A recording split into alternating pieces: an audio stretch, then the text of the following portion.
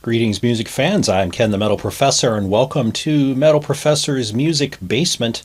I'm the host of a show called Mostly Metal, which broadcasts on WVLP in Valparaiso, Indiana, 103.1 FM, but most people in the rest of the universe, if they're going to listen, are going to have to go through WVLP.org because the hamsters only have enough power to actually broadcast over the air within Valparaiso itself. The show runs Wednesday and Sunday, and for this coming Wednesday, I've put in a playlist of my top 10 favorite Symphony X songs, and so in preparation for that, it's time to list those songs and also rank the albums of Symphony X in my preference from the one I'm least likely to grab to most likely to grab when it's time to listen to Symphony X. And for this one in particular, I want to emphasize this is not a worst to best or dislike to like, because I like them all. It's just a question of which one am I more likely to grab. And I'm going to start out possibly by making people throw things when I start giving away my list. Now, Symphony X has been around for quite a while. It's sort of surprising that they only have 9 studio albums. They've been a very stable group since, after they had some changeover, like in the vocalist Rod Tyler left after one album, and Russell Allen has been singing for them since then. Mike LaPond is the longtime bass player, but he wasn't the very first one. Thomas Miller was with them up through their fourth album. He didn't tour with them for that album, but I think he helped put it together. He certainly had a hand in a lot of the music and lyrics for Divine Wings of Tragedy. But ever since then, it's been very, very stable. And a lot of people have had side projects. Mike Romeo has just released, like a year or 2 years ago maybe, a solo album. Russell Allen sings vocals on so many other side projects. Mike LaPond has a busy schedule, and Mike LaPond's Silent Assassin, that band, which is a lot more just right in your face metal than Symphony X is. They have an album out right now called Whore of Babylon. So Symphony X, they kind of come and go. There's peaks and valleys in their activity, but most of the boys are pretty active, consistently doing other things, which is good. Because I think they go out there, they get extra experience, and then they bring it back, and it just makes them better and better. So I'm going to give you my ranking from least likely to grab to most likely to grab of their albums, and then I'll run through my top 10 favorite songs that will be played on Mostly Metal this week. So the Symphony X album that I am least likely to grab when it's time to listen to Symphony X is Iconoclast. And I know a lot of people dig that one because of its heaviness. And again, stressing this is not don't like to like or worst to best. It's just if I'm going to listen to Symphony X, Iconoclast is probably the last one I'm going to look at this point to want to listen to. There was a pretty distinct change in style after they did the Odyssey, and they pretty much did everything they could have done with that very symphonic and cinematic style of metal. And then they just went a little more balls to the wall metal, starting on Paradise Lost. And then Iconoclast came after that. So it was the second one in sort of this new renaissance of Symphony X. And it's heavy, but most of the songs on that album, they just don't stick with me. I like When All Is Lost and Prometheus and Light Up the Night, but okay, maybe I have to turn in my metal card, but I much prefer clean singing Russell Allen than Russell Allen channeling Vince McMahon. And I think he goes a little bit too much in that direction on a lot of the songs in Iconoclast. Now, he's a very good Vince McMahon, but I still prefer the smooth Russell when he's singing. So Iconoclast is the Symphony X album I'm least likely to go listen to. Next up is the debut from 1994, Symphony X. This was with Rod Tyler on vocals. He was actually a good singer. A lot of bands, you look back on their first singer, you go, ugh, I'm glad they didn't keep him around. Maybe with a little bit of polish, if he'd stuck around, I think they would have been just fine. To me, there was nothing wrong with his vocals. I don't know why he didn't stick with the band. I didn't go investigate down to the details of the Wikipedia page or anything like that. But The Raging Seasons, Shades of Grey, Thorns of Sorrow, all great tunes. Coming in next is the Damnation Game. The title track, Edge of Forever, the closing tracks, Winter's Dream, are all spectacular. Russell Allen coming in on this album and showing his stuff.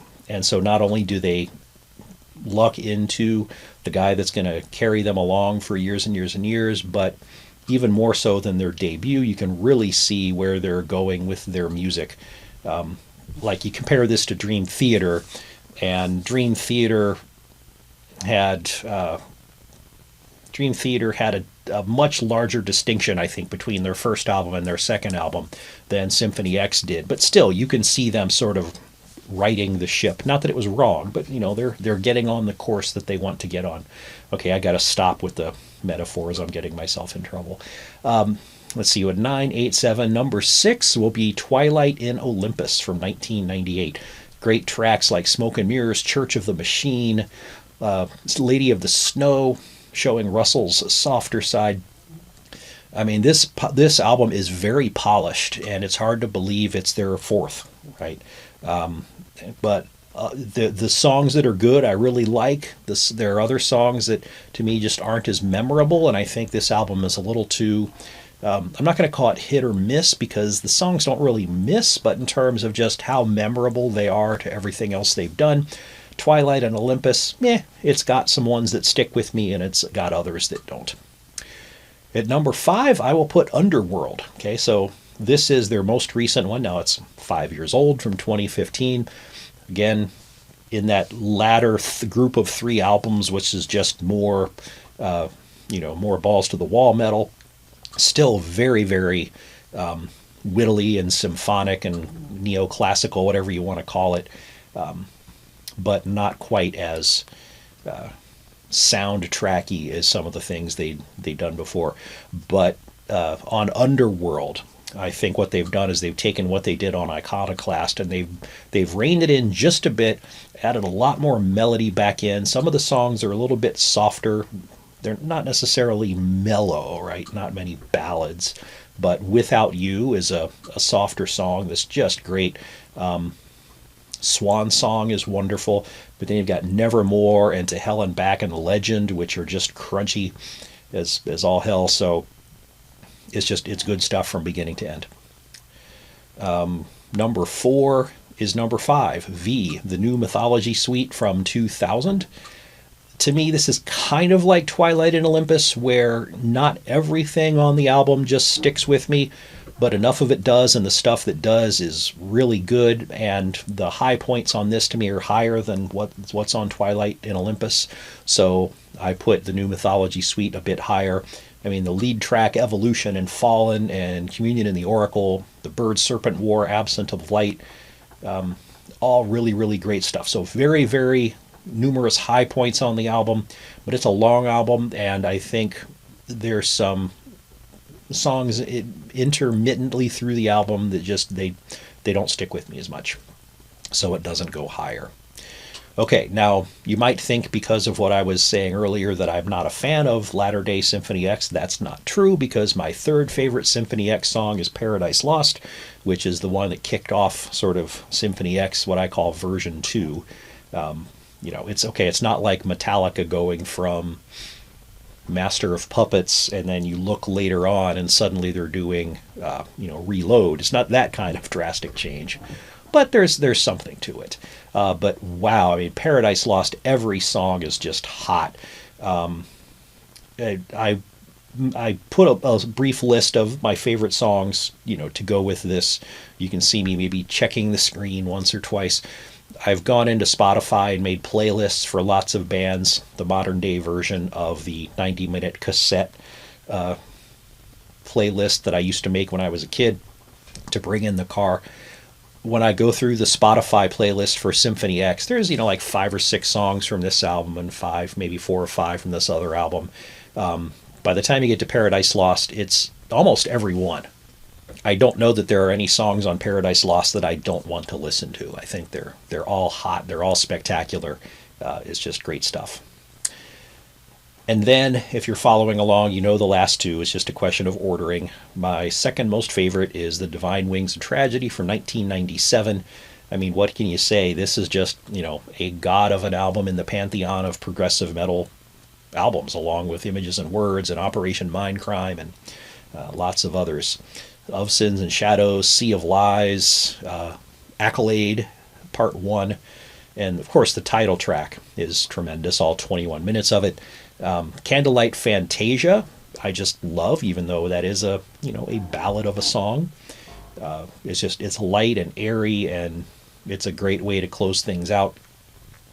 So this is one of the albums that got me into this type of metal years and years ago when I was first experimenting.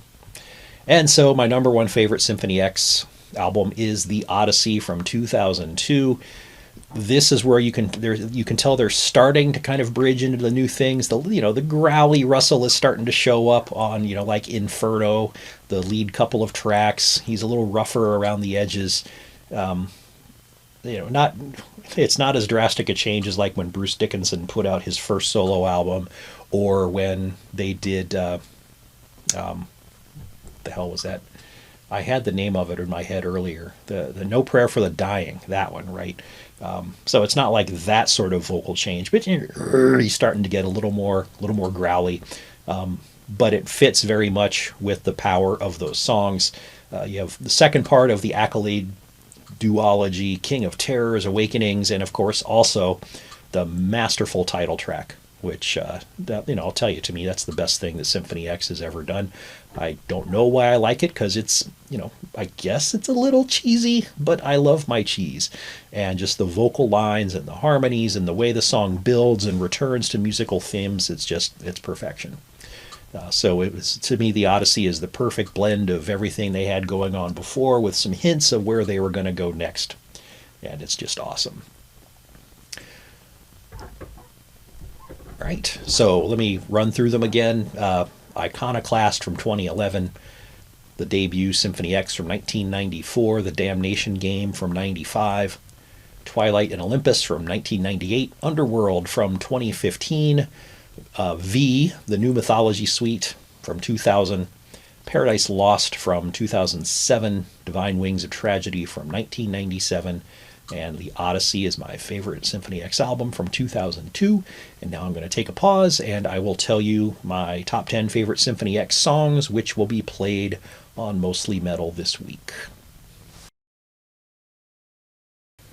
Okay, time for my top 10 favorite Symphony X songs to be played this week on Mostly Metal. I mean, this is going to go up like, Monday night, and then Mostly Metal will be on the air on WVLP, WVLP.org, Wednesday night, May 20th from 10 p.m. U.S. Central Time to midnight, and then Sunday night replayed from 8 to 10 p.m. U.S. Central Time.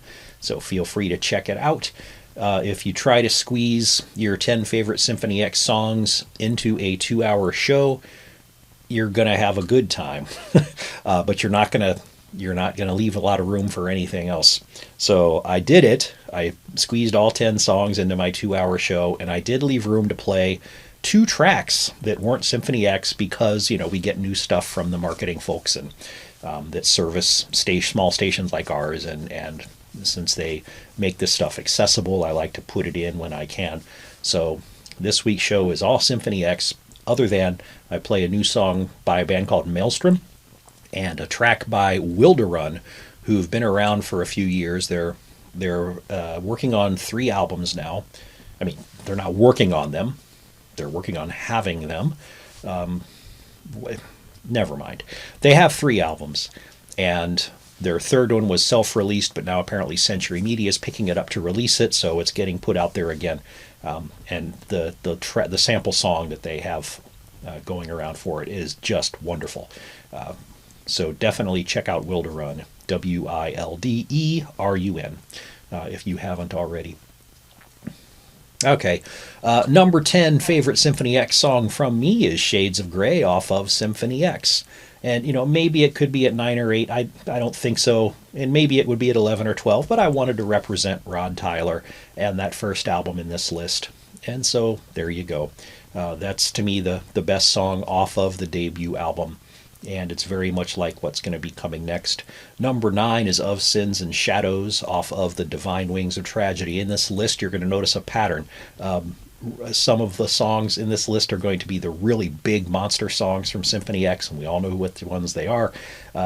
They also are really good at leading off albums. They have a good mind for what should be the first track, and so you're going to see a few first tracks on this list like that one. Unlike number 8, which is The Edge of Forever off of the Damnation Game. To me, this is the really big entry point into, the 8 or 9 minute long and more very symphonic metal type of song, which is, it has heavy, it has soft, tempo changes, melodic vocals, all that, instrumentation, symphonic elements. I think I said that already. All that good stuff. Smoke and Mirrors at number 7, the lead track off of Twilight and Olympus. I mean, just blazing guitar work to lead off that album. Probably, to me, the most memorable track on that album. And here we go again with another lead track, Evolution, parentheses, The Grand Design, off of their 5th album, V, The New Mythology Suite. Comes in at number 6, and I'll just give you number 5 too, because it's off the same album, Communion and the Oracle. So Evolution is the hit you in the face lead track on the album, and then later on is Communion and the Oracle, a lengthier song, and again, 8 or 9 minutes long, I think, with all sorts of variety in terms of the musical styles that go on in the song, beautiful melodies, heaviness, and all that stuff in between. If I may, I will just cheat and say that number 4 is The Accolade, parts 1 and 2. Haha, it's my list, I can do that. I mean, it's a song. It happens to be separated over 2 albums. If you made me pick, I would say that I prefer Accolade Part 2 off of the Odyssey. And in fact, in my show, I don't play Accolade Part 1 for time purposes, so that was a corner that I cut to make sure I could do everything in 2 hours. But the Accolade Part 1 off of the Divine Wings of Tragedy, Accolade 2 off of the Odyssey. If I have to pick one that's the official entrant on this list, it's Accolade Part 2. I love the segment in there where there's, the lyrics about the battlefield and the music in the background that provides support for that. It's just great stuff. Number 3, the title track off of, drum roll, The Divine Wings of Tragedy. 20 and a half minutes long of progressive metal wonderfulness. If this is probably a seminal album for lots of listeners like me getting into this style of music, hearing the first part of the album and going, yeah, this is really good stuff, and then getting to the title track and you get swept away for 20 minutes of progressive metal bliss. My second favorite Symphony X song, this could be an oddball. It's Legend off of Underworld. Go figure. But ever since I've heard this closing track off of Underworld, I just cannot get it out of my head. I can play it over and over and not get tired of it. I just love the thick, juicy chords that Michael Romeo gets out of that guitar. Right, on one hand, he's a wizard because of his neoclassical influences and the speed that he plays. But this song, he uses his guitar as a cudgel, and he just beats you over the head with the heaviness of it, with just long, hanging chords that just give me goosebumps. So, Legend. And my favorite song by Symphony X is the title track off of, now you know Divine Wings of Tragedy has already been there, the Odyssey. I mean, what are you going to say? It's one of the best progressive metal tunes out there. Now, it is one that, you have to be a fan of that kind of music to really appreciate it. I think some people that are into metal and they like the heavier heavy metal, you hear something with strings and lots of keyboards and frou-frou parts here and la-la vocals there and, all this stuff, maybe that turns them off, but I love that stuff. So the Odyssey to me is the best thing that they have done. I've gotten to see it performed live once, at least once, maybe twice. I can't remember now. It's a dream come true, music wise. It's almost one of those songs where I think somebody's playing a joke on me, that somebody writes a song that matches what I want to listen to so absolutely perfectly. I'm like, they've got to be trying to play a trick on me. This can't be a thing. But it is. It's a thing. And it comes from Symphony X. And there you go, my top 10 favorite Symphony X songs. For next week's top 10 list, I am thinking I might try to tackle Saga, making a top 10 list for them, although their discography is so big, I don't know that I'm going to get through it and give it a fair shake before then. So if that doesn't happen, I'll just make something up. Anyway, thanks for visiting Metal Professor's Music Basement. Hope everybody's doing well out there, distancing and quarantining and not trying to get out there and breathe in other people's faces or get breathed on by other people too soon.